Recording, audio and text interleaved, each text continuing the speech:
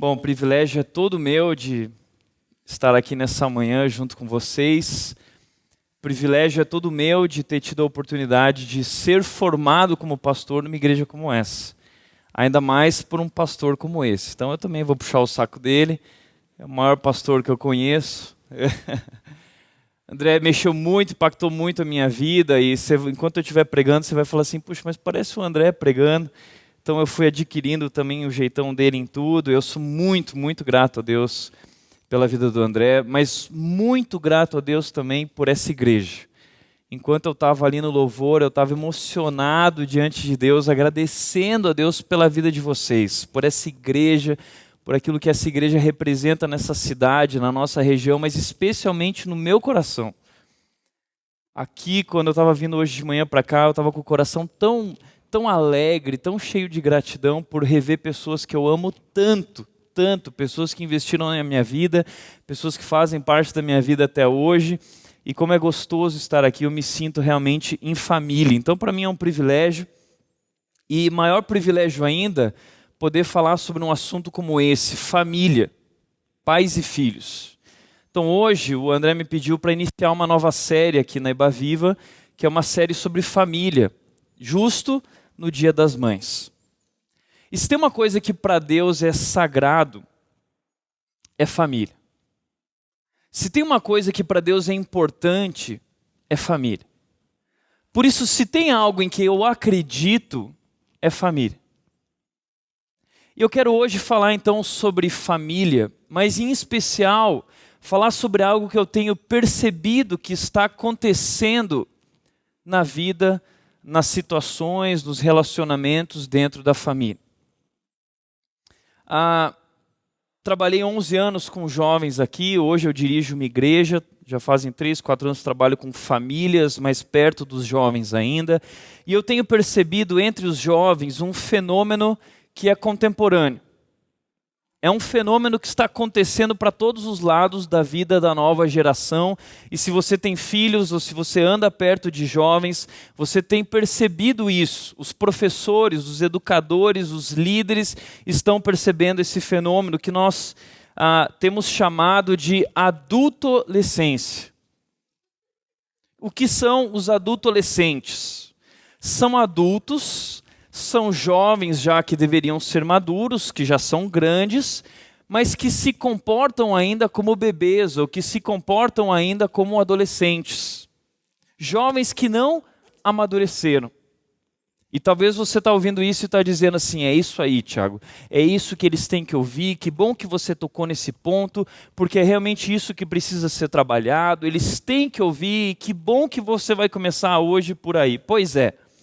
E tem alguns livros nos Estados Unidos que começaram a trabalhar sobre essa geração, porque todos estão preocupados, todos. Está todo mundo apavorado com essa moçada que realmente se acha a última bolacha recheada do pacote, eles acham que ninguém pode com eles, eles vão ensinar os pais, eles vão ensinar os líderes, eles vão ensinar todos.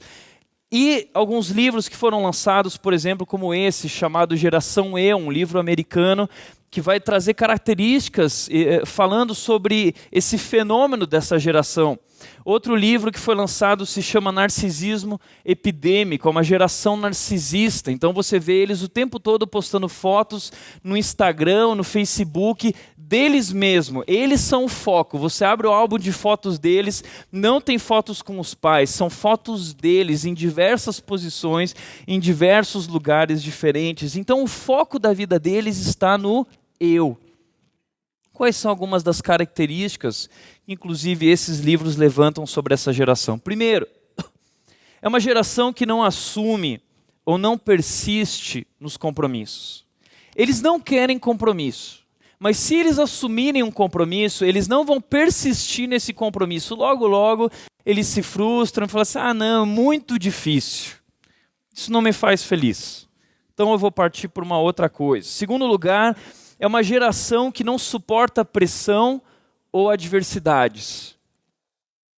É uma geração, como alguns estudiosos têm chamado de a geração cristal. Eles brilham em situações favoráveis, mas são extremamente frágeis em situações de frustração.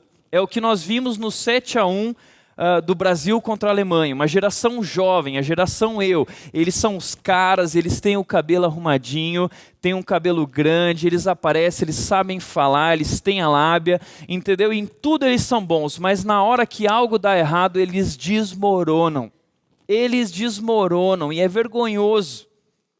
E aí eles põem a culpa no técnico, eles põem a culpa no Brasil, eles põem a culpa na Dilma. Não, a culpa é da Dilma, do 7-1. Né?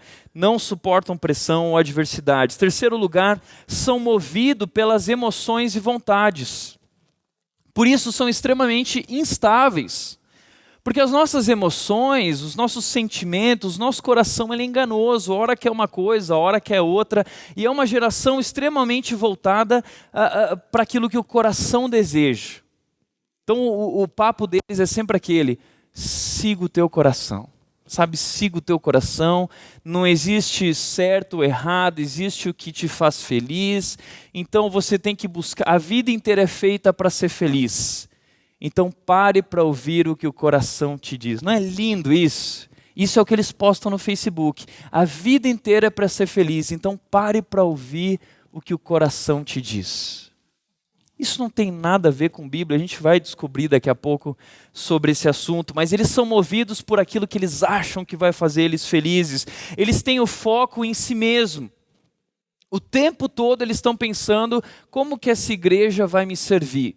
Eles vão na igreja como eles vão no McDonald's. Como se a igreja fosse um balcão de prestação de serviços, e se o lanche não foi bacana, se aquilo que é oferecido não me satisfaz, não me supra, eu vou procurar uma outra igreja. Então, é uma geração de igreja self-service. Eu vou aqui, eu ouço louvor aqui, depois eu vou ouço a mensagem pela internet, depois eu vou no grupo de jovens de tal igreja. Eu não me comprometo com nenhuma comunidade, mas eu procuro aquilo que vai me satisfazer. Eles têm o foco em si mesmo e têm uma enorme dificuldade em servir. E quinto e último lugar, é uma geração que está sempre terceirizando a responsabilidade. Tudo na vida deles é culpa do professor, é culpa da Dilma, é culpa dos políticos, é culpa do chefe que não é o cara, que não presta, é culpa do pastor, é culpa dos pais, é culpa de todo mundo, mas eles nunca são culpados por aquilo que acontece de errado na vida deles ou naquilo que eles fazem. Agora, por que isso? Por que essa geração é assim? Deixa eu levantar para vocês de onde o que tem gerado essas características. Em primeiro lugar, o que tem gerado essas características dessa geração é a supervalorização do estilo adolescente na mídia. A nossa mídia hoje promove o estilo adolescente e deseja que o jovem ou adulto continue adolescente para o resto da vida, que não amadureça. A nossa sociedade é uma sociedade que não quer ver adultos maduros, porque adultos maduros reagem contra a mídia, reagem contra seus desejos enganosos, eles sabem lidar com o seu próprio coração. Não, eles querem uma geração consumista, eles querem uma geração visual, uma geração maquiada, eles querem tudo isso. Então a mídia valoriza esse estilo adolescente nas propagandas, na internet. É um fenômeno também gerado pela prorrogação da formação acadêmica. Então hoje os jovens, por causa da situação econômica dos pais, eles têm a chance de estudar até os 30 anos de idade. Então eles se formam na faculdade, eles já começam uma MBA, começam uma pós-graduação, começam um mestrado, depois faz um doutorado, e aí quando eles têm 28, 29, 30 anos de idade, muitas vezes os pais bancaram até lá eles, aí que eles vão começar a trabalhar e vão partir para a vida. E isso faz com que muitas vezes eles continuem sendo tão adolescentes. Terceiro lugar, iniciação sexual precoce. Eles não precisam mais amadurecer, deixar pai e mãe se tornar maduros, como André diz, financeiramente, emocionalmente, espiritualmente, para aí então se casar e assumir uma mulher, bancar uma mulher. Não.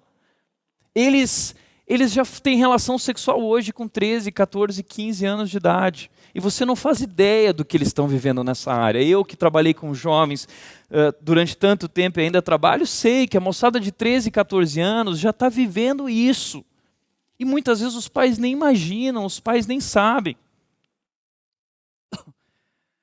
Teve uma vez que um jovem ligou para o pastor Mark Driscoll durante a madrugada e falou para ele o seguinte: pastor, você não sabe, eu acabei de ver pornografia aqui no computador e eu não sei o que fazer, eu estou apavorado, eu estou errado, mas eu estou viciado nisso, eu não sei o que fazer. E o pastor Mark Driscoll falou algo muito legal para ele, falou o seguinte: olha, toma vergonha na sua cara. Se você quer ver mulher pelada, sabe o que você tem que fazer? Vai dormir agora e acorda bem cedo. E aí amanhã vai procurar um emprego. E começa a trabalhar e ralar. Se forma, trabalha pra caramba, junta dinheiro e tenha maturidade para bancar uma mulher. E aí quando você se casar com ela e tiver condições de bancar essa mulher, então financeiramente, emocionalmente, espiritualmente, aí você pede para ela tirar a roupa para você. É isso que é sexo na Bíblia. Agora, esses jovens não se comprometem, eles não bancam, mas eles querem experimentar algo precocemente. Isso tem gerado esse fenômeno adolescente. Quarto lugar, a postura dos pais na criação dos filhos tem gerado esse fenômeno da adultolescência. E é aqui que eu quero bater hoje. Porque essa é a responsabilidade de um pai e de uma mãe. Eu quero falar sobre a postura dos pais na criação dos filhos. Aquilo que eu vi durante 11 anos trabalhando com jovens, uma coisa, quem trabalha com jovens tem que entender isso. O maior desafio não são os jovens, são os pais dos jovens. Porque por trás de um jovem com dificuldade, com problemas, muitas vezes existe um casal, existe uma família desestruturada ou com problemas. Ou pais que não encararam a criação dos filhos da forma como Deus pede que os pais encarem a formação dos filhos. Então eu quero trabalhar com vocês essa questão da postura. Como que nós podemos trabalhar com essa geração de forma diferente para que os filhos possam de fato dizer o que essa música diz, que nós cantamos aqui: quão grande é o Senhor, e que eles possam entender que não são eles, mas Deus é quem é, e que eles possam viver a vida deles para a glória de Deus. Talvez o que você diz é o seguinte: olha, Tiago, mas você ainda não tem filhos, então será que realmente é esse o problema?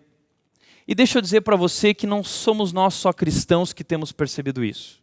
A revista Veja, em 16 de julho de 2012, obrigado, Bené, ela lançou uma capa de revista chamada, a revista Época lançou essa capa de revista chamada Eu Me Acho. E essa reportagem Eu Me Acho, ela diz o seguinte: por que a educação moderna criou adultos que se comportam como bebês? O mundo inteiro está percebendo que existe algo errado. E o que a própria revista Época está dizendo é que a nossa criação moderna tem produzido adultos que se comportam como bebês. Recentemente, uma menina da minha igreja me enviou uma reportagem de uma faculdade muito grande no Brasil que mandou chamar os pais dos alunos, porque eles não sabem mais o que fazer com os jovens. E chamaram então os pais para começar a trabalhar com os pais, a postura da criação que eles deram, a formação que eles deram aos filhos e tentar corrigir isso. Então, eu quero olhar para a Bíblia e naquilo que eu tenho trabalhado com essa moçada e com as famílias, eu quero sugerir 4 erros que os pais cometem. 4 erros que os pais têm cometido na postura da criação dos seus filhos. E o primeiro erro que eu quero trabalhar é idolatrar os filhos. 1 Samuel capítulo 2, versículo 29, vai falar sobre um sacerdote chamado Eli. E os filhos de Eli estavam tacando a muvuca, a família do sacerdote se envolvia com as coisas sacerdotais, e os filhos de Eli estavam tacando a muvuca no meio do povo de Israel. Eles roubavam os sacrifícios de Deus, eles tiravam a picanha, eles se deitavam com as mulheres do povo de Israel. E Eli, esse sacerdote, ele olha para os seus filhos, ele não sabia lidar com aquilo, eram seus filhos, ele amava seus filhos. E Deus chega diante de Eli e diz: Eli, quem é o seu Deus? E ele diz: por que você honra seus filhos mais do que a mim? Por que você permite isso? Por que você lida dessa forma?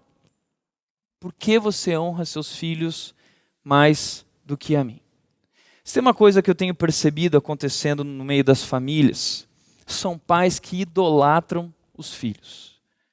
São pais que colocam os filhos na posição que Deus deveriam estar.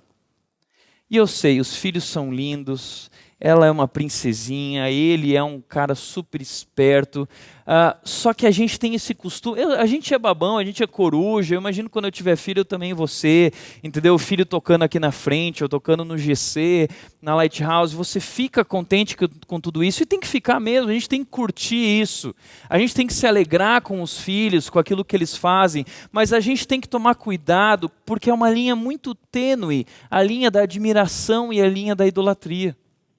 Filhos têm alto poder de idolatria. Alto poder de idolatria. O que significa, o que é a idolatria? Tim Keller define idolatria dizendo o seguinte: um ídolo é qualquer coisa mais fundamental do que Deus para a sua felicidade, sentido na vida ou identidade. Ou seja, ídolo é qualquer coisa que assuma o papel de Deus na nossa vida, onde ali nós buscamos a nossa fonte de felicidade, o nosso sentido na vida, a nossa identidade de vida. Então muitas vezes Deus nos dá os filhos como um presente, mas nós trocamos Deus por aquilo que Ele nos deu. Isso é recorrente na história. O povo de Deus sempre trocou as bênçãos de Deus pelo próprio Deus. A questão é, se nós cremos que o Deus Criador nos ama e cremos que Ele é a fonte primária e única para a nossa real felicidade e realização, então nós sabemos que não existe real felicidade, realização ou amor fora desse Deus. O problema é que nós temos transferido para outras coisas aquilo que só Deus pode nos dar. Nós temos transferido para os filhos, para a carreira, para o dinheiro, para os bens, mas os filhos hoje têm alçado esse lugar, a idolatria. Nós transferimos para os filhos aquilo que somente podemos receber em Deus. Então ídolos não são necessariamente coisas ruins, a gente pensa que às vezes não, ídolos são coisas ruins. Não, na maioria das vezes ídolos são dádivas de Deus, são presentes que Deus nos dá, como os filhos, como cônjuge, como bens materiais, como a nossa carreira. O problema é que nós vamos construindo ao longo dos anos uma relação com essas coisas que deveria ser a nossa relação com Deus. E aí, quando a gente se perde no meio de tudo isso, porque os ídolos devoram a gente vivo, aí vem aquela frase: onde foi que eu errei? A minha vida perdeu completamente o sentido. Porque nós temos colocado os filhos numa posição de que é a posição de Deus. Eu gosto muito da definição de Santo Agostinho sobre o pecado, quando ele diz o seguinte: o pecado é o amor em desordem. Ele não define pecado como uma atitude, um erro que eu cometo, mas ele diz: o pecado é simplesmente o meu amor fora da ordem apropriada. Ou seja, a Bíblia diz que acima de todas as coisas precisa estar o meu amor por Deus. Depois vem as outras coisas. Mas quando eu coloco o meu filho acima do amor que eu tenho por Deus, aí eu tenho uma desestruturação, aí consiste o pecado, e essa desordem vai criar um problema no meu coração e na minha vida. Por isso a idolatria é quando nós amamos qualquer coisa mais do que o próprio Deus Criador. Sabe qual é o problema disso? Seu filho precisa saber quem é Deus. Seu filho precisa saber que Ele não é Deus. Seu filho precisa reconhecer que existe um Deus. Seu filho precisa aprender a temer a Deus. Se existe algo que você precisa inculcar na vida, no coração do teu filho, é que existe um Deus Criador e o seu filho deve prestar contas da sua vida a esse Deus Criador e seguir de todo o seu coração e amar com todo o seu coração esse Deus. Filhos precisam de pais que amam a Deus. Filhos precisam de pais que têm temor a Deus. Filhos precisam de pais que colocam Deus acima de todas as coisas na sua vida. Nós cantamos aqui: todos vão ouvir quão grande é o Senhor. Não são todos que têm que ouvir. Seus filhos têm que ouvir quão grande é o Senhor. Sabe por quê? Porque Deus é o único, como o André disse aqui, Deus é o único que pode transformar o coração do teu filho. É o único. Então você precisa desde cedo inculcar no seu coração e na mente que Deus é grande. E seu filho precisa aprender a amar a Deus. O problema é que a gente vai passando para os filhos essa imagem de que eles são os caras e que eles vão conquistar o mundo. Não, e meu filho, olha só, meu filho fez isso. Muitos pais chegam para mim e falam, Tiago, olha só como meu filho é esperto. Meu filho, ele é muito inteligente. Eu levei ele para a escola, ele tem 4 anos de idade e meu filho colocou no chinelo todos os alunos de tal forma que a professora falou assim, olha, seu filho precisa ir para um colégio especial porque ele é um gênio. E aí a professora falou assim, leva ele para o Kumon. E aí levou o menino para o Kumon porque ele é um gênio, né? E aí chegou no Kumon, a diretora chamou a mãe e disse assim, olha, eu não vou deixar seus filhos com os alunos normais, eu mesma, a diretora, vou assumir pessoalmente como meu discípulo seu filho, porque ele é um gênio. E o pai me falando isso, e eu olhando para o moleque tacando a muvuca na casa, e o pai tentando falar comigo, e eu pastor do pai dele, e o moleque subindo em cima de mim, entendeu? Não, Tiago, meu filho é demais, Sabe qual é o problema disso?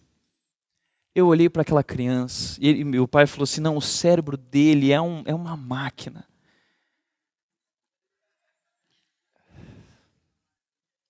Eu falei para o pai o seguinte, eu posso te falar uma coisa? Um ponto forte não vigiado é uma dupla fraqueza.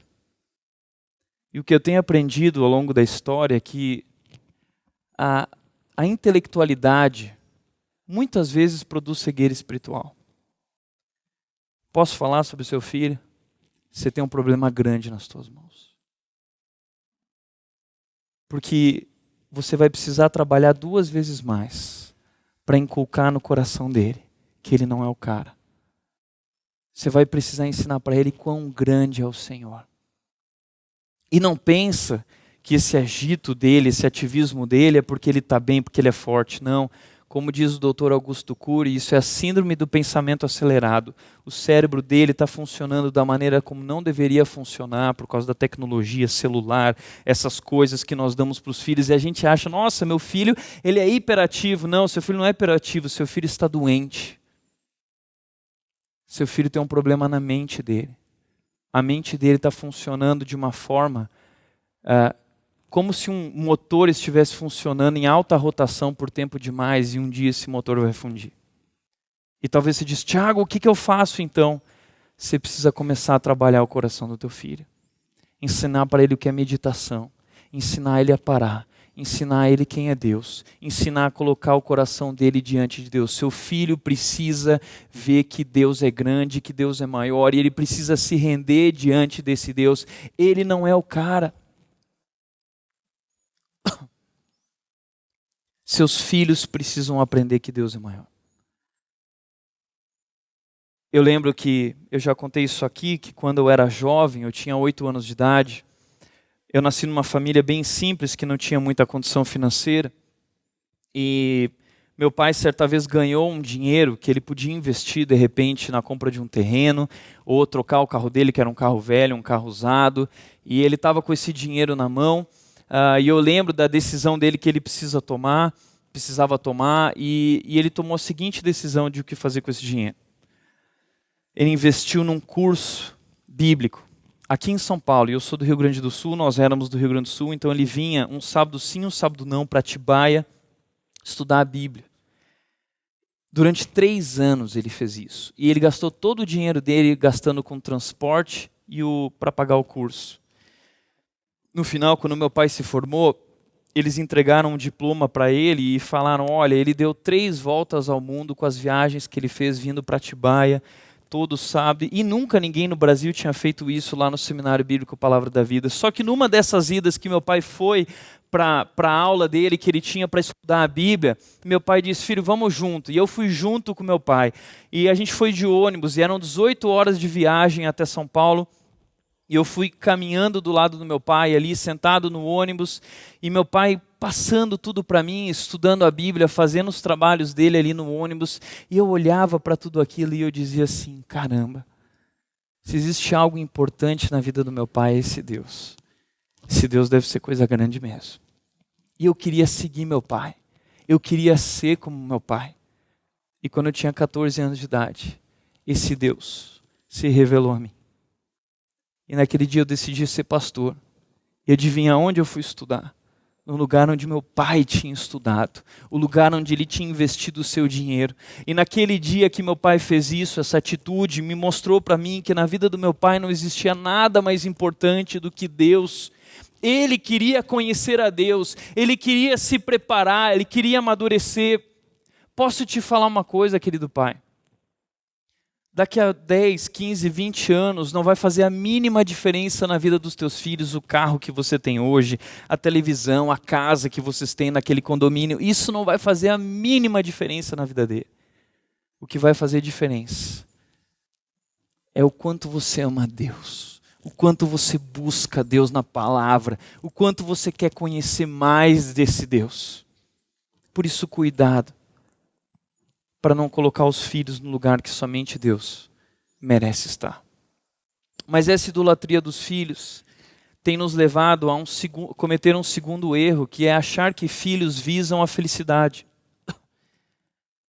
Aliás, o mundo tem dito isso, né? Tudo existe para nos fazer felizes. A vida inteira é para ser feliz. Então, eu tenho que pegar as coisas, o carro é para me fazer feliz, os filhos é para me fazer feliz, o casamento é para me fazer feliz. E aí agora entrou essa onda assim, se não me realiza pessoalmente, eu não quero. Essa igreja me realiza pessoalmente? Não gostei da pregação, não me realiza pessoalmente. Essa mulher não me realiza pessoalmente, esse homem não me realiza pessoalmente, os filhos não me realizam pessoalmente, então eu não gosto, eu me frustro, eu entro em depressão. A gente acha, nós cometemos o erro de achar que os filhos visam, que Deus nos dá os filhos para suprir um buraco na nossa vida. E não é, porque Deus nos dá os filhos. Os filhos são herança do Senhor, ou seja, eles são um presente que Deus nos dá, uma recompensa que Ele dá, mas o texto continua dizendo, eles vêm, são dados por Deus, mas eles se vão. Eles se vão como flechas na mão do guerreiro. Assim são os filhos nascidos na sua juventude. Assim como Deus te deu os filhos, um dia os filhos se vão. Então deixa eu te contar três notícias tristes. Primeira, Papai Noel não existe. Segunda, Coelhinho da Páscoa não existe. Terceiro, filhos para te fazer feliz também não existe. Esposa para te fazer feliz também não existe. Se você pensa que filhos existem para te fazer feliz, você foi engolido por essa cultura. Os filhos não assumem o lugar de Deus na tua vida. Sabe qual é o problema do ser humano? Nós nascemos com um buraco gigante dentro de nós, um vazio existencial, uma carência enorme. Jeremias 17:9 descreve isso como uma doença incurável. E nós passamos a nossa vida inteira tentando tapar esse buraco, saciar essa sede, trazer propósito e sentido na vida através das coisas que nós temos. Então, quando a gente é criança, a gente tenta fazer isso através dos nossos pais. A gente tenta encontrar nos nossos pais esse amor incondicional, esse amor maravilhoso, mas o que acontece? Nossos pais são pecadores e muitas vezes o pai erra na educação, o pai não tem todo o tempo para dar para o filho, trabalha demais, a mãe está passando por um momento difícil, um dia o filho cresce, ele começa a se tornar adolescente e ele diz, não, meus pais não são capazes de suprir esse anseio que eu tenho dentro de mim. Então ele começa a olhar para fora, para o mundo, e ele vê os amigos dele, as amigas dela, e ele fala assim, não, eu preciso fazer parte daquele grupo e ser amado por aquele grupo, porque quando eu tiver esse amor, aí eu serei suprido. E o jovem corre então em busca dessa galera, desse grupo, e tenta suprir, mas ao longo dos anos ele vai descobrindo que essa galera não rola, eles não têm condições de fazê-lo completamente feliz, eles vão errar com ele, vão deixar ele de lado, vão deixar ela de lado. E aí ele começa a falar assim, não, já sei, eu vou suprir isso com uma esposa, eu vou suprir isso com um marido. Eu vou então atrás de relacionamentos, eu vou atrás de um namoro, e eu começo a procurar alguém, um companheiro de vida, porque aí é o segredo, aí eu vou ter alguém que vai suprir isso que eu procurei na minha vida inteira, que meus pais não foram capazes de oferecer, que meus amigos não foram capazes de oferecer, mas ela será, ele será. E aí você entra no casamento.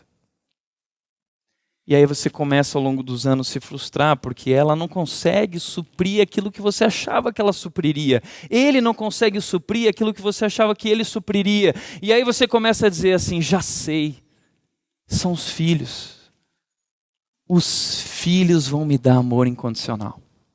Os filhos vão trazer razão e propósito para a minha vida. E aí você quer ter filhos, e você começa a criar aquele filhinho como um ídolo na sua vida, como se ele fosse mais fundamental do que Deus, porque ele então vai agora finalmente trazer razão e propósito à sua existência nesse mundo. E você começa a dedicar a sua vida àquele pequeno altar, àquele pequeno bebê. Só que ao longo do tempo, você se frustra, porque você descobre que aquela criança é um pecador e não tem condições de te realizar por completo, como somente Deus pode fazer. É por isso que a revista Época também lançou em 2010 uma reportagem chamada Filhos e Felicidade, porque é isso que a gente pensa.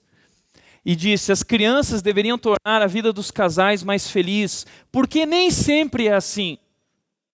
Porque filhos não foram criados para nos fazer felizes. Os filhos não foram colocados na tua vida para substituir Deus. Os filhos não são fonte de felicidade. Deus é fonte de felicidade. Deus é fonte de amor. Somente Deus pode suprir o buraco, o vazio existencial que existe dentro de nós.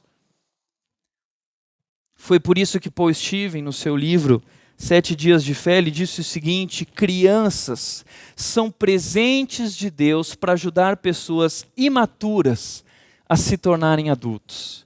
Elas são também presentes de Deus para ajudar pais a aprofundarem sua relação com Deus.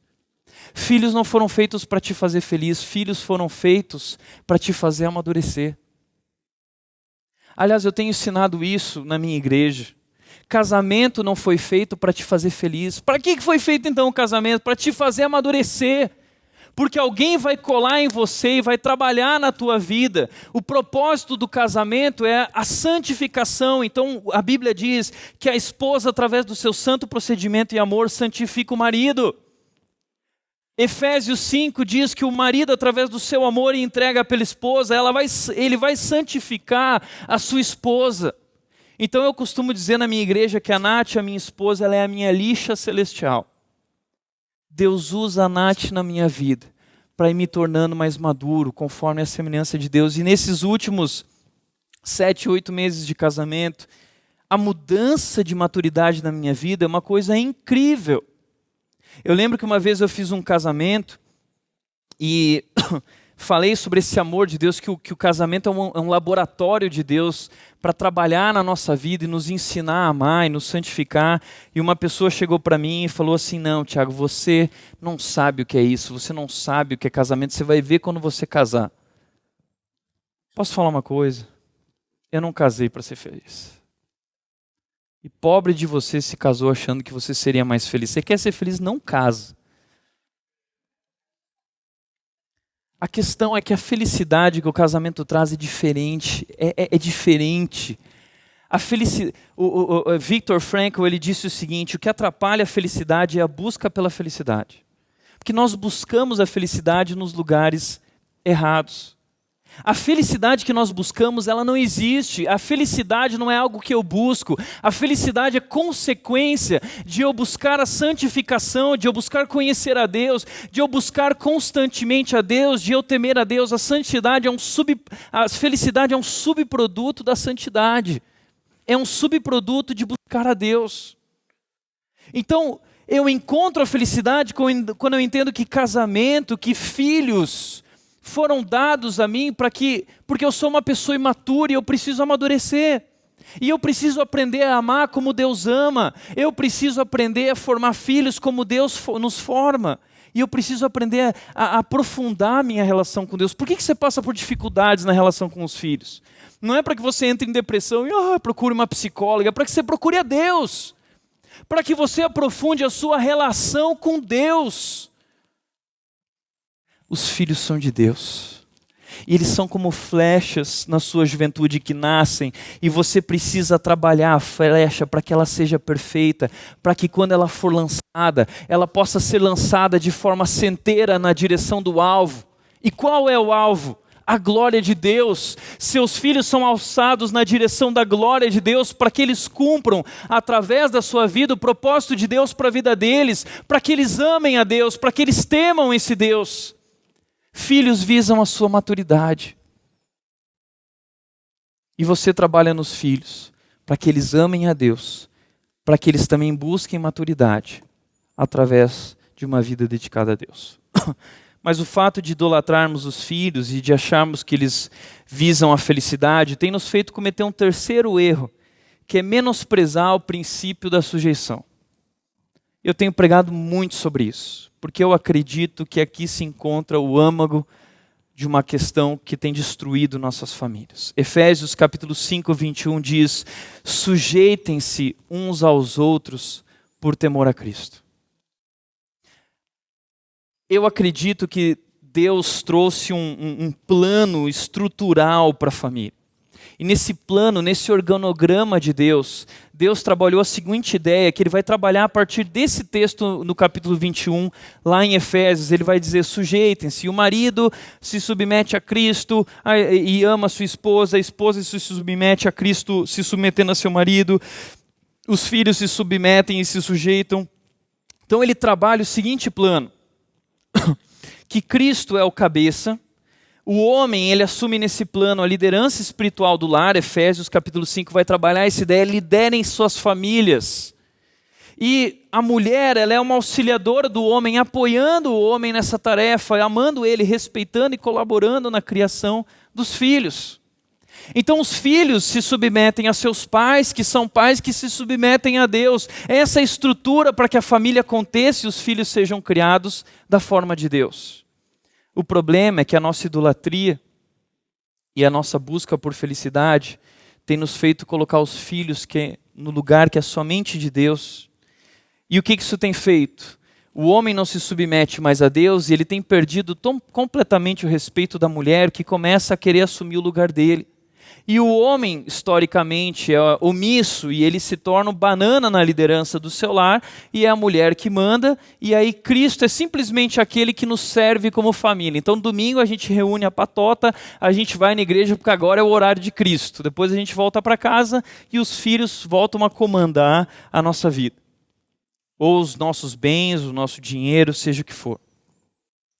O que a gente precisa entender é que esse princípio da sujeição, ele muda tudo o que acontece nas nossas vidas. O problema também é que a gente tem a ideia errada de sujeição, de submissão, com essa história de feminismo e tudo mais. Ao longo da história, as pessoas usaram errado essa ideia de submissão. É como a faca. O Joãozinho usou a faca para passar manteiga no pão, mas o Zé usou a faca para matar o amigo dele. Então você fala assim: não, faca é ruim, vamos usar só garfo agora. Infelizmente, muitas pessoas usaram a submissão de maneira errada, e hoje nós temos uma ideia errada de submissão, como se fosse algo ruim. E posso falar? Submissão é o que Deus criou mais incrível na sua palavra. A submissão é incrível. Ela nos coloca no lugar onde nós devemos estar, e a ideia que a palavra sujeitem-se aqui traz é a ideia de colunas de sustentação. Ou seja, a minha esposa é uma coluna de sustentação para mim, se sujeitando a mim. Eu sou uma coluna de sustentação à minha esposa quando eu amo ela e me entrego por ela como Cristo se entregou pela igreja. Os filhos, os pais, ele vai trabalhando essa ideia de sujeitem-se, trabalhando como coluna de sustentação um para o outro. E aí ele vai dizer: maridos, como vocês se sujeitam e se tornam essas colunas de sustentação, amando suas esposas e liderando suas famílias. Ame sua esposa e lidere sua família. Ele não vai dizer ame os seus filhos. Sabe por quê? É óbvio que você tem que amar seus filhos, mas os filhos passam. Mas a tua relação com a tua esposa não passa. Você não tem uma aliança com os teus filhos, você tem uma aliança com a tua esposa. Um dia os filhos se vão.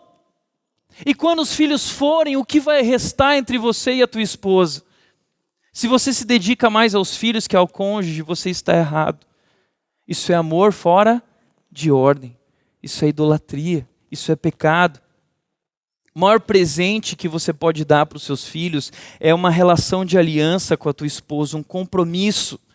Uma vez eu fiz um casamento que a moça, ela virou para o rapaz e ela se declarou dizendo: eu sou louca por você, você é linda, eu te amo, eu sou apaixonada, quero passar o resto da minha vida com você.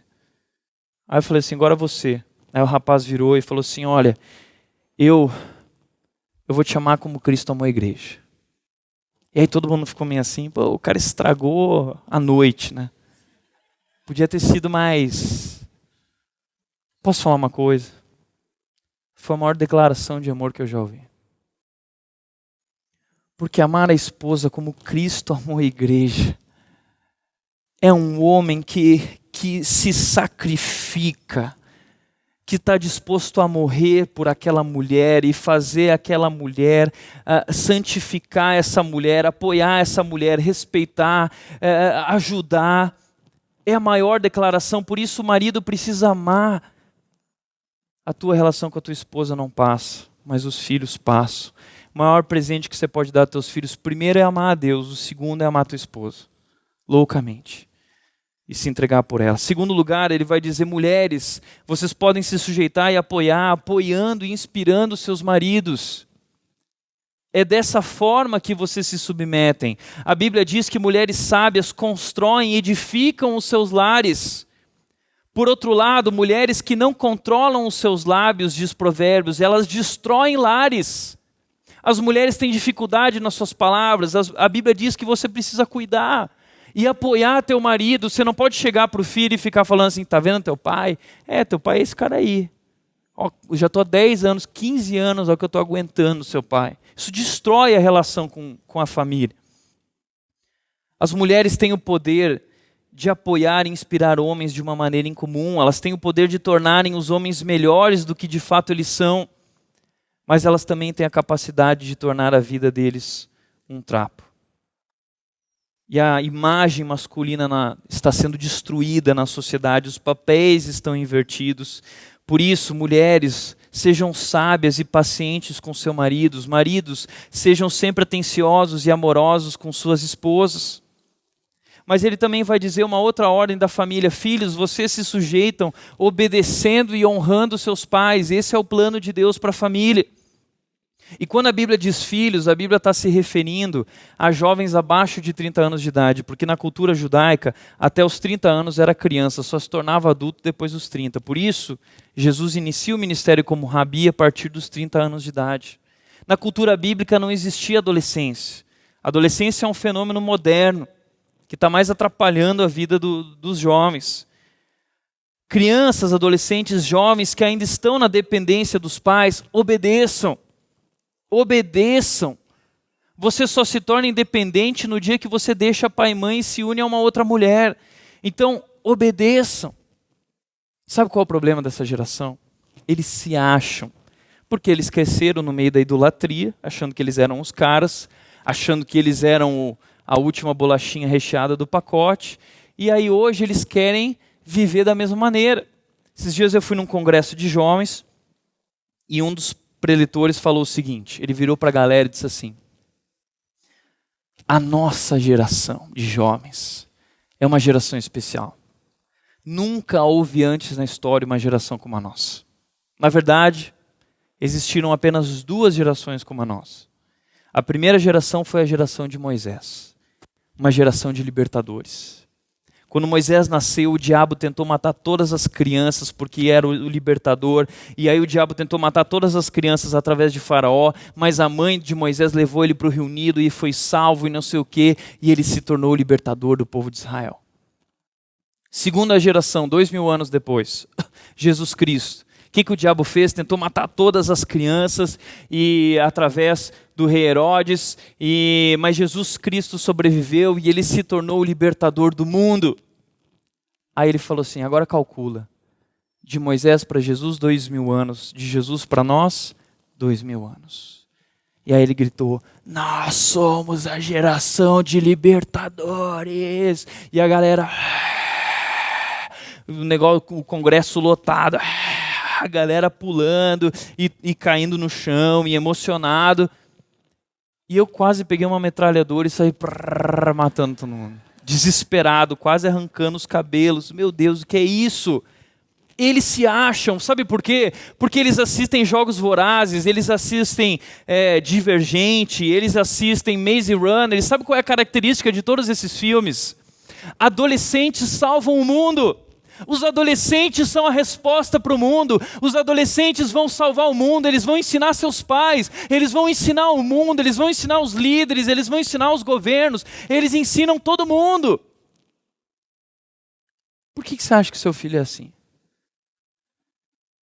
Agora, você que é filho, que está aqui, posso te falar uma coisa? Você não é libertador porcaria nenhuma. Libertador é teu pai. Libertador é tua mãe. Nossos pais que nasceram numa situação econômica muito diferente da nossa. E que precisaram sair de casa com 12, 13, 14, 15 anos de idade, começar a trabalhar. E não tiveram muitas vezes a chance de estudar como nós estudamos, porque eles trabalharam e ralaram para ter condições de bancar uma vida diferente para nós. E aí nós temos essa vida diferente e a gente acha que nós somos o cara. E você vira para todo mundo e fala assim, eu sou o cara, eu tenho mestrado, eu tenho MBA e tal. Você chega com o carrinho novo na igreja, que teu pai te deu. Você fala assim, eu sou o cara. Você não é o cara porcaria nenhuma, teu pai é o cara, tua mãe é o cara que ralou, então aprenda a honrar teus pais, aprenda a obedecer teus pais, aprenda a se submeter a teus pais. O problema dessa geração é que eles não sabem se submeter, porque os pais não ensinaram eles a se submeter. O pai se submete a Cristo, a mãe se submete a seu pai, e aí eles aprendem o valor, a importância da submissão, porque a Bíblia diz, existe um princípio, existe uma promessa por trás da submissão, quem se humilha será exaltado. Cristo se humilhou, Filipenses 2 diz, e ele foi exaltado à mais alta posição. Eu tenho compartilhado aos jovens da minha igreja, alguns jovens da Bíblia que se submeteram e o que aconteceu com eles. Ou seja, a submissão, ela traz essa promessa do sucesso. Olha José, qual era a função de José no trabalho? Ele era mordomo. Quem era o chefe dele? Potifar. Era um chefe bom? Não, mandou ele para a prisão. Injustiça, um chefe injusto. Ele fez o quê? Se sujeitou. O que Deus fez? Honrou a vida dele e se tornou governador do Egito. O que aconteceu com Josué? Ele era capitão do exército. Moisés era um cara fácil, nada fácil, iracundo. Um cara bravo, um cara difícil, mas Josué foi fiel a ele até o final. O que ele se tornou? Líder de Israel. Quem era Davi? Pastor de ovelhas. Quem era o chefe dele nessa hora? O pai dele, Jessé. O pai dele não valorizava ele, jogava na cara dele que os irmãos, que eram homens de verdade, estavam na guerra e ele estava cuidando de ovelha. Quando o profeta Samuel chegou lá, chamou todos os filhos menos Davi. O que Davi fez? Nunca jogou na cara do pai. Quando o pai mandou ele ir para a guerra levar pão de queijo para os irmãos, ele baixou a bola, acordou cedinho, pegou a carga dele, partiu e não falou nada. Ele se submeteu ao pai. Aí ele matou o gigante. O que aconteceu? Ele se tornou tocador de harpa, cresceu na carreira, foi trabalhar com o rei Saul. O rei Saul tentou matar ele 5 vezes. Eu vejo essa geração reclamando de trabalho. Ah, meu chefe. Ah, é muito difícil. Seu chefe já tentou te matar? Seu chefe já tentou tacar um grampo, um grampeador na tua cabeça? Já lançou uma faca na tua direção? Foi isso que Saul fez com Davi. O que Davi fez? Se submeteu, se sujeitou. Quem ele se tornou? Rei de Israel. Onésimo, ele era escravo de Filemon. E eu não quero mais ser escravo, eu quero ser feliz, esse trabalho não me realiza pessoalmente. Aí Onésimo pica a mula, cai fora e vai para Roma, leva um monte de coisa que ele tinha junto. Quando chega em Roma, ele encontra Paulo, que era amigo de Filemon, e Paulo fala assim, Onésimo, o que você está fazendo aqui? Você é escravo de Filemon. Eu não aguentava mais, sabe? Não me valorizava, não aumentava meu salário, não reconhecia o meu valor. Pois é, e aí Paulo apresenta o evangelho para ele, se converte a Cristo, e aí Paulo diz, agora você vai voltar lá e vai se submeter de volta a esse homem e vai pedir perdão. Não, eu não posso fazer isso, ele vai me matar. Não vai te matar, deixa que eu escreva uma carta. E aí ele escreve a carta de Filemon. Quem se torna Onésimo? A história da igreja vai nos dizer que Onésimo se tornou bispo na igreja de Éfeso. Ou seja, a submissão, ela traz a promessa do sucesso, ela traz de ser bem-sucedido. Por isso, filhos, aprendam a se submeter a seus pais. Sabe qual é o nosso problema? A gente tem a incrível mania de descobrir que algo só tinha valor quando nós perdemos. E aí, na medida que os anos passam, os defeitos vão se diluindo e as virtudes vão crescendo. E aí a gente começa a olhar para aquela pessoa e falar, puxa vida, ela era tão especial. Valorize os seus pais enquanto você tem eles perto de você. Para não dizer um dia, porque eu não aproveitei melhor aquele tempo. Família é algo sagrado, é algo tão importante. Por isso não menospreze o princípio da sujeição. Pai, se sujeite a Cristo, mãe, se sujeite ao seu marido e filhos se submetam a seus pais. E quarto e último lugar, o quarto erro que os pais cometem para nós encerrarmos, educar os filhos segundo a cultura. Educar os filhos segundo a cultura. Esse é um erro básico de pais que idolatram, que buscam a felicidade nos filhos, que menosprezam o princípio da sujeição. Nós temos educado os filhos de acordo com esse mundo, dizendo, não, eu preciso colocar meu filho na escola bilíngue, e você investe teu dinheiro, você trabalha para colocar teu filho na escola bilíngue, e aí você, não, eu preciso que meu filho estude no Porto Seguro, eu preciso que meu filho estude no Etapa, e eu vou trabalhar, porque ele precisa atingir tal patamar, você precisa ter inglês e uma terceira língua, e você investe sua vida nisso, e você cobra teu filho, como vai o inglês?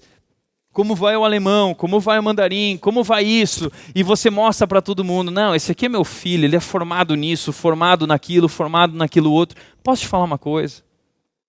O dia que Jesus voltar, e ele vai voltar, e ele vem em breve, os diplomas do teu filho não vão valer de nada. Os certificados do teu filho não entram no céu. Não tem valor nenhum para o reino de Deus. A não ser que ele use tudo isso para servir a Deus. A não ser que tudo isso que ele busca de capacitação é para servir melhor a Deus. E não para construir um currículo melhor para se achar o cara. Para ser aceito e reconhecido, ganhar muito dinheiro. Para consumir para si mesmo. Por isso, eu comecei uma série entre os jovens da minha igreja chamada Dear Me, Querido Eu. É uma campanha do YouTube que ele faz com que os jovens façam a seguinte pergunta: se você pudesse voltar no passado, o que você diria ao seu eu mais jovem? E eu trouxe isso para o contexto da nossa igreja, e eu virei para os jovens e eu disse, se você pudesse voltar no tempo, o que você diria ao seu eu mais jovem? E os jovens começaram a escrever o que eles diriam ao seu eu mais jovem, e eles começaram a escrever várias coisas lindas, como essa menina que escreveu o seguinte ontem, ela disse e postou no Facebook, querida eu, saiba que em Jesus está toda a sua esperança, e o futuro com ele é bem mais vantajoso.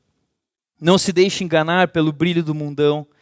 Não namore antes dos 18, e muito menos com uma pessoa que não tem os mesmos princípios que você. O sofrimento é sempre passageiro, assim como a felicidade. Mas não se esqueça que a salvação é eterna. É isso. Filhos precisam conhecer a Deus. E nós começamos nessa série Dear Me a estudar provérbios, porque provérbios é Dear Me, é querido eu. São os sábios, como Salomão e outros reunidos, querendo dar conselhos aos mais jovens e dizendo, olha, não cometam os mesmos erros que nós cometemos. E o primeiro conselho que Salomão dá em provérbios é o seguinte, ele diz, tema a Deus, o começo de tudo, o princípio de tudo é temer a Deus, porque a sabedoria vai prolongar a sua vida, porque a sabedoria de Deus e o temor a Deus vai te proteger de muitos males. E aí Salomão vai dizer, quando eu era pequeno, na companhia de meu pai, ele cuidava de mim, ele me ensinava os mandamentos de Deus. Salomão vai dizer em Provérbios 22:6, pais, ensina a criança no caminho que deve andar e ainda quando for velha não se desviará dele. Sabe por quê? Porque essa geração se acha e não quer ouvir a Deus e não quer se submeter a Deus. E aí sabe o que acontece? Acontece o seguinte, Flávio, entra aqui. Boa noite, gente. Infelizmente eu não tive a oportunidade de ser criado da forma com que o Ti falou. Eu fui criado onde, conforme a cultura, eu tinha que buscar a minha felicidade. Eu sempre fui atrás da minha felicidade, sempre fui vivendo todo dia como se fosse o último dia, atrás da felicidade e do prazer. E essa busca levou a eu bater o carro e lesionar a medula e perder os movimentos das pernas. E Deus utilizou disso para que eu pudesse vir a conhecer a mensagem do Evangelho e entregar minha vida e aceitar Ele, porque, como ele falou, Blaise Pascal, é Blaise Pascal, né? Ele falou que tem um buraco aqui dentro e não adianta querer preencher com esposa, com velocidade, com bebida, com filho, né? Que é pais e filhos. Não adianta. O buraco que tem aqui é do tamanho de Deus e você só vai ser feliz na hora que você colocar a pessoa certa no lugar certo. E é isso. Amém. Obrigado, Flávio. O que eu quero dizer com isso é que você precisa ensinar seu filho a amar a Deus. Olha o que diz o texto bíblico, Deuteronômio 6, capítulo 6, versículos 5 a 9.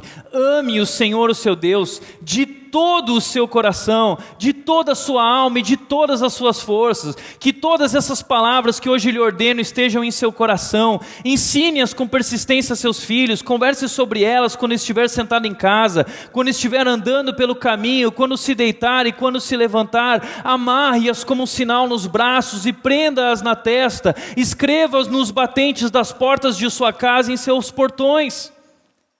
O que Deus está dizendo é: ensinem os seus filhos, inculquem em seus corações e mentes esse amor por Deus, ensinem seus filhos a ouvir quão grande é o Senhor.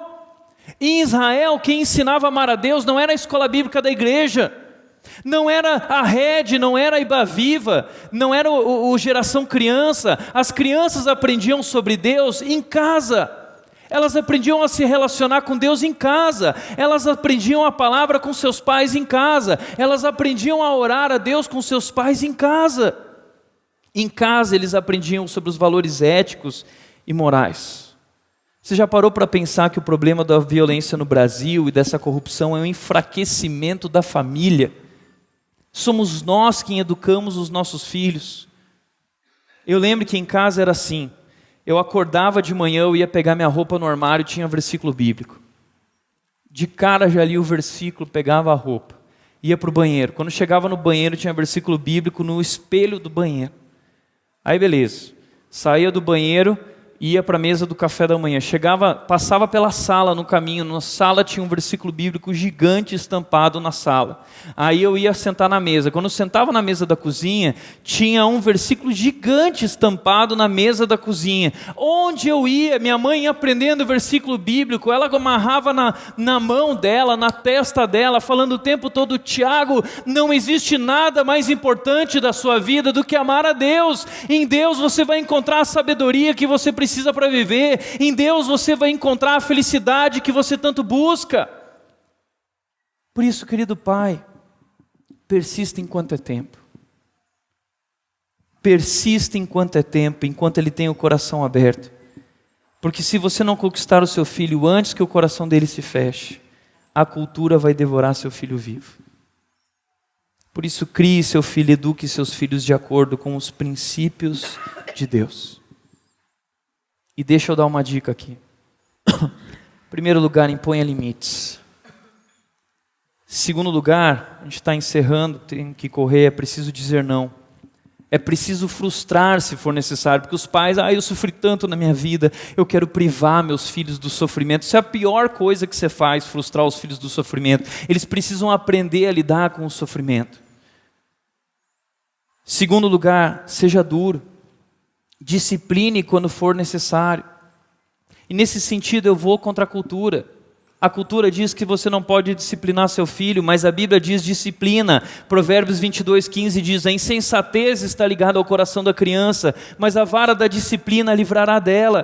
Provérbios 19:18 diz: discipline o seu filho, pois nisso há esperança. Não queiras a morte dele, disciplina o teu filho. E se você quer discordar, pode enviar um e-mail para mim. Mas põe fundamentação bíblica, tá? Porque eu não discuto em cima de achismo. Quando alguém começa uma conversa comigo dizendo eu acho, meus ouvidos lhes ligam na hora. Porque para mim não importa o que você acha. Importa o que Deus acha. Ele é o Criador, Ele é o soberano, Ele é o poderoso, Ele é o quão grande, Ele é o grande eu sou. Não importa o que Ele pense, o que Ele diz através da sua palavra. Entenda que esses conceitos pedagógicos, psicológicos, não partem de uma teologia correta. Dizer não para o seu filho pode não ser alegria na hora, nem para o pai na hora, mas no futuro, diz a Bíblia, que vai tornar seu filho conectado à justiça, ao amor e à paz. Sabe qual é o nosso problema? Nós ainda não entendemos quem Deus é. Nós ainda não entendemos quem Deus é.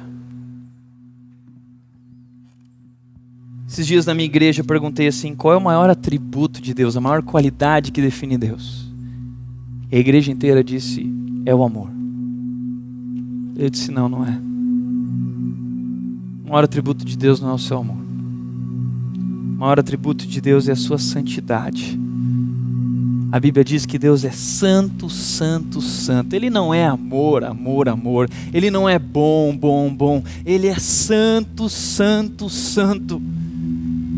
E meus pais me ensinaram que esse Deus era um Deus santo, santo, santo.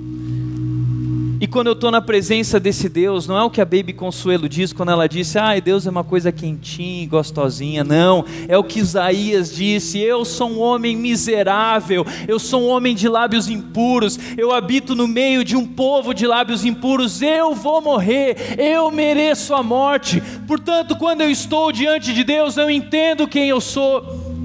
Você só será capaz de ensinar seus filhos e entender a grandeza da cruz o dia que você entender a grandeza de quem Deus é. Ele é santo, santo, santo. E quando você entende que Ele é santo, santo, santo, você entende a gravidade do pecado e você entende o valor da cruz, e aí você vai entender que o amor dele é muito maior do que você imaginava, porque Ele não é o Deus que apaziguou sua ira dizendo assim, não, Adão, tá bom, eu te perdoo. Sabe por que Jesus tinha que morrer? Porque a ira de Deus tinha destino, a justiça de Deus tinha destino, era eu, era você. Mas Deus assume dizendo, Deus, deixa que eu vou parar na sua frente, e a ira vem contra mim. E a Bíblia diz em Isaías 53 que esse Deus foi esmagado por causa da ira de Deus, por causa do meu pecado, por causa do teu pecado. Então você precisa aprender a ser duro com o teu filho, disciplinando ele, dizendo, você tem um coração que é ruim, você nasceu distante de Deus, você precisa conhecer a Deus, senão sua vida será destruída. Essa é a verdade, essa é a única coisa que importa.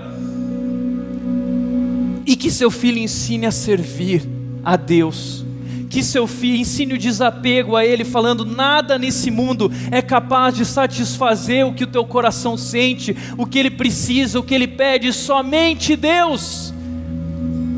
O que cabe aqui não é velocidade, não é carro, não é mulher, não é dinheiro, é Deus. Guie seu filho na escolha do companheiro, da companheira. Não vou ter tempo para falar sobre isso, mas tem uma coisa que Deus condena na Bíblia, no Antigo Testamento, é quando o seu povo se casa com as filhas dos cananeus. Ou seja, o que é isso? É o casamento misto, é o jugo desigual. Deus condena o jugo desigual. A Bíblia nos ensina que na relação, o mais importante primeiro é princípios, depois vem paixão. Primeiro princípios, depois paixão. Como é bom chegar em casa, encontrar a Nath, minha esposa, na cama dela, lendo a Bíblia, orando com Deus. Nos momentos de dificuldade que nós vivemos, eu com meu coração egoísta, ela com o dela, a gente abre a palavra de Deus e a palavra de Deus guia os nossos corações até Ele. Essa maior química entre nós, Deus é a maior química no meu casamento. Sabe por que teu casamento está estourado? Porque Deus não é a maior química entre você e tua esposa. É Deus que nos une, é Deus que nos ajuda no processo de se tornar uma só carne. Por isso, pai, ajude seu filho, não permita. Abraão guiou Isaac até aquela mulher Rebeca, que era uma mulher de princípios, que era uma mulher que amava a Deus, e nós precisamos aprender a guiar os nossos filhos nessa área. Muitas vezes a gente deixa os filhos namorar cedo. Ah, não, eles estão lá comendo pipoca. Tão coisa nenhuma, eles estão comendo a pipoca um do outro. Essa é a verdade. Sabe o que aconteceu esses dias? Uma jovem da minha igreja chegou para mim e disse o seguinte: Tiago, eu fui para a faculdade, morar longe. Os pais, não, vai lá, filha, filha é boazinha, cresceu na igreja, mas os pais, eu confio na minha filha. Como um pai disse uma vez aqui nessa igreja: Tiago, eu prefiro criar meu filho na balada do que num convento. Foi assim. Essa menina contou que ela foi em mais uma dessas baladas e festas da faculdade e ela começou a beber, e a partir dela ela apagou e ela não lembra mais de nada. Ela acordou no meio da noite numa cama ensanguentada, sozinha, nua, e ela não sabe quem foi nem quantos foram, não sabe se eles usaram camisinha, mas o rombo foi tão grande na vida dela que Deus quebrou as pernas dela para que ela buscasse a Deus completamente. E eu tenho visto jovens se levantando e dizendo: não namore antes dos 18. É uma jovem dizendo: não se envolva com um homem que não tem princípios. Sabe por quê? Porque os seus pais não fizeram aquilo que era mais importante, de guiá-los. Tem jovens que chegam para mim e dizem: Tiago, meus pais não me orientam, meus pais não me ajudam. Compartilhe com seu filho os seus erros e diga: filho, não faça como eu fiz. Ame a Deus, busque a Deus, tema a Deus. Não existe nada mais importante que isso. E o dia que seu filho entender quem Deus é, o dia que seu filho vê em você que aquilo que você mais ama é esse Deus, você e sua mulher, aí seu filho naturalmente vai querer seguir esse Deus. Portanto, é hora de decidir. Você está diante da sabedoria bíblica versus os valores da cultura. A Bíblia nos diz em Romanos 12:2: não se amoldem ao padrão deste mundo, mas transformem-se pela renovação da sua mente, para que sejam capazes de experimentar e comprovar a boa, agradável e perfeita vontade de Deus. Você quer que seu filho experimente a boa vontade de Deus, a agradável vontade de Deus, a perfeita vontade de Deus na vida dele? Então o texto bíblico diz: não permita que ele se amolde ao padrão deste mundo, não crie ele segundo o molde desse mundo, mas transforme a mente dele através do estudo da palavra, do conhecimento de quem Deus é, renovando a sua mente com esses princípios de Deus, enchendo a sua casa de versículos da palavra, para que toque o coração dele, para que um dia ele dobre os seus joelhos voluntariamente, como eu fiz aos meus 14 anos. Porque senão Deus vai precisar quebrar de outra forma, ou ele vai se perder. Sabe o que significa isso? Não existe família perfeita, mas toda família precisa de Jesus. E a transformação da família é um processo que começa em Jesus e termina em Jesus. Aquele que começou a boa obra, ele vai completar até o dia de Cristo Jesus. E o que você faz? Eu me rendo. Só Deus pode mudar o coração do meu filho. Só Deus pode transformar a minha relação com a minha esposa. Só Deus é capaz de mudar o meu coração. Então o que eu faço? Eu me rendo. Eu me entrego. E é isso que eu quero te convidar a fazer nesse Dia das Mães. Se render diante do Deus poderoso, para que seus filhos possam ouvir quão grande é o Senhor. Amém?